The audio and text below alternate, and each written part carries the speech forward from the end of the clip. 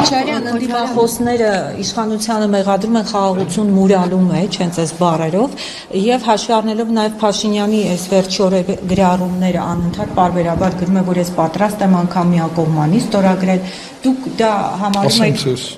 մուրալ բառը շատ վատ բառ է, որովհետեւ դրանով դուք մեր դիմադրողականությանը վնասում եք, չարշան մուրալ։ Իհարկե մենք ոնց որ իրենք ժամանակին մենք մուրալու մասին չենք ասի, չէ՞ որ իրանք մուրում էին ինչ-որ պահի, բայց իրենք համբերատար, գլուխները կախ, ժամանակը ճիշտ օգտագործեցին եւ կառուցեցին այն համակարգը, որով իրենք լուծեցին իրենց արժեվ դրված խնդիրը։ Մենք ի տարբերություն իրենց 94-ի հրադադարից հետո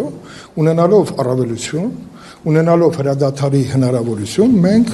ոնց որ թե մեր հաղթանակները ստորադասեցինք այլ անձնական խնդիրների եւ մենք կորցրեցինք մեր կարողությունների մի զգալի մասը։ Եվ դա արձանագրվեց նաեւ պատերազմի ելքիով, 44 օրյա պատերազմի եւ նաեւ քարորիայի ժամանակին։ Այնպես չասենք քարորիայում հաղթել ենք, 44 օրյայում պարտվել ենք։ Ոչ, երկուսում էլ պարտվել ենք եւ դա արձանագրված է քննի շրջանաժողովի աշխատանքների ընթացքում։ Մի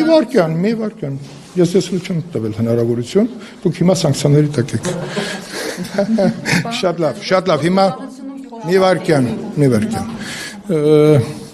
Տեսեք, ցես խանգարում, այո, ինձ է խանգարում տվյալ լրատվամիջոցը, որի անունը չգիտես ինչ է, Tribune։ Շատ լավ, ասեք, շարունակեք։ Ինչ էր։ Ես ուզում եմ հասկանալ Փաշինյանը անընդհատ գրում է, որ ես Հա, հիմա մի վարքյան։ Դա ոչ թե մենք ընդդիմադիր, հա, խոսույթով, որ մենք վախեցած ենք, ենք, չէ, իրականում խաղաղություն մենք չենք մոնում, մենք խաղաղություն ուզում ենք։ Խաղաղությունը պետք է նաև Ադրբեջանին, խաղաղությունը պետք է մեր հարևան բոլոր երկրներին, Իրանին, Թուրքիային, որտեղ խաղաղությունն է բոլորի նպատակը։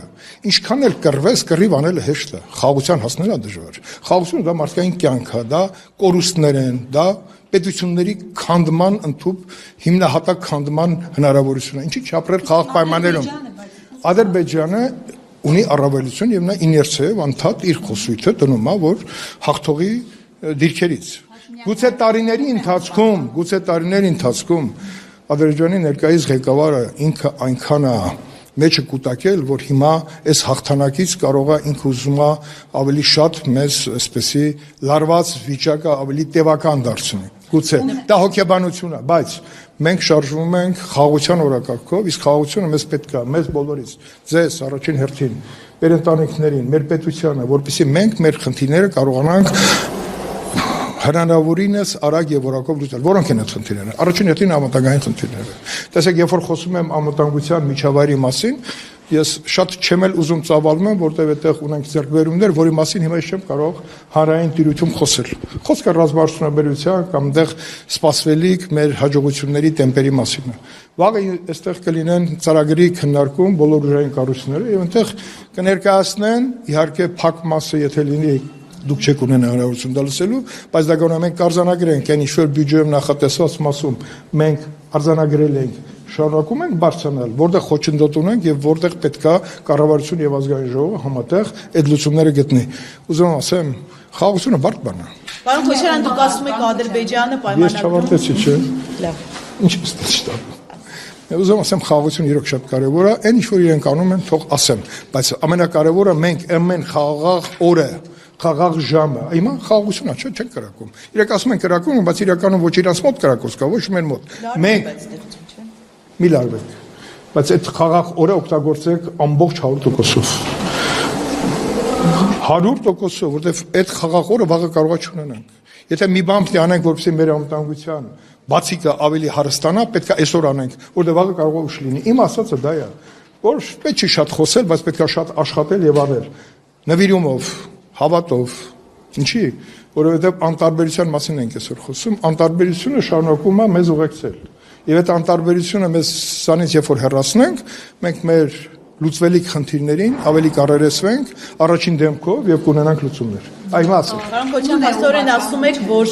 խաղաղության պայմանագրում Ադրբեջանը խնդիրներ չի տեսնում։ Դե եթե տեսներ Հայտարարել է, ես չեմ ասում, այո, իրենք են ասում։ այսինքն չերը համաձայնեցնի, բայց իրենք խնդիրներ են տեսնում այս համաձայնագրից 17 կետերից դուրս։ Նորից Բայրամովը հայտարարում է սահմանադրություն փոխելու մասին, ճանապարհ չեն ուզում, միջանցք են ուզում, այսինքն կստորագրեն իրենք հիմա այս։ Ես չեմ կարող ասեմ, մեր երկրի վարչապետը ասաց, ես ստորագրում եմ, որտեղ ոնց որ թե բոլոր 17 կետերին համաձայնվել ենք։ Հիմա իրենք դասեն այս կետերից դուրս եթե խնդիր ունեն, դա արդեն այլ խնդիր է, բայց այս կետերի շրջանակում, եթե մենք պատրաստ ենք ստորագրենք եւ իրենք ասում են բոլոր խնդիրները լուծվել են, ինչու չեն ստորագրում, այդ դեպքում թող բարձրաձայնեն, մենք էլ հասկանանք։ Եթե դրանից դուրս էլի խնդիրներ կան, խոսենք, կարող է մենք էլ ունենանք խնդիրներ, սրանից դուրս արդեն այլ հարցերում, գերիների հարցում եւ այլ հարցերում բազմաթիվ հարցեր կան, որը բարձրաձայնվում է եւ գուցե չի բարձրաձայնվում, բայց դա օրակարգում կա։ Ուզում եմ ասեմ, որ դրանք շատ կարևոր հարցեր են եւ այդ հարցերի շահարկման մեջ չի, որ պետքա քաղաքական օրակարգը ձևակերպվի։ Ես սա ասում եմ ոչ թե այստեղ կանգնած լրատվամիջոցների ղեկավարների համար, դա ասում եմ մեր պետության անխափան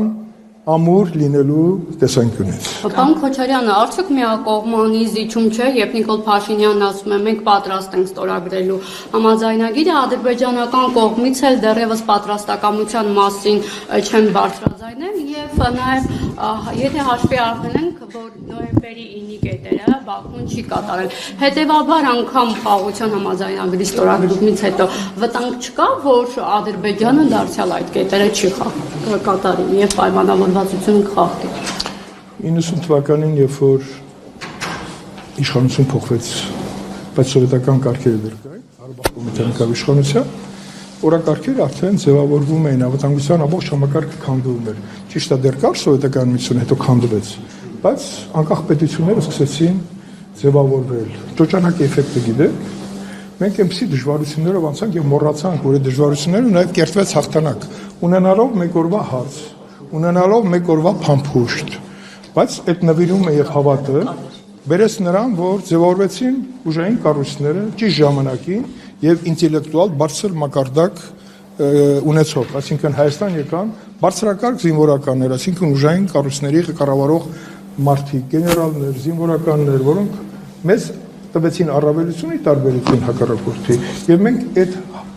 համակարգը բերեց մեզ հաջողություն 54 թվականի հրադադարի մասին խոսքը։ Մենք ունենք արդեն զինված ուժեր։ Հիմա ինչ եմ ուզում ասեմ, այդ ճոճանակը գնում է այն ժամանակ է, հակառակ կողմը ինքը չգիտեր ինչ աներ։ Բայց հետո երևի ինչ որ մտածեցին, գուցե աջակցություն ստացան աջակցություն Թուրքիայի, Իսրայելի եւ այլ երկրների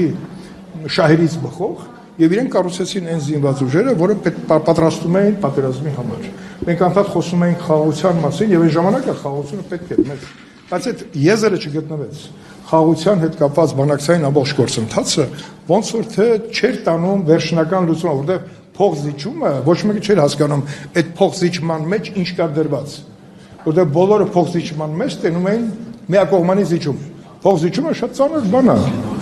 Եվ հիմա մենք կանգնած ենք այս դարի իրողության առաջ հայաթափված Արցախ, Լեռնային Ղարաբաղ եւ մենք հետ պատերազմյան մեր կորուստների վերականգնման խնդրի առաջ են կանգնած։ Իհարկե մենք պետքա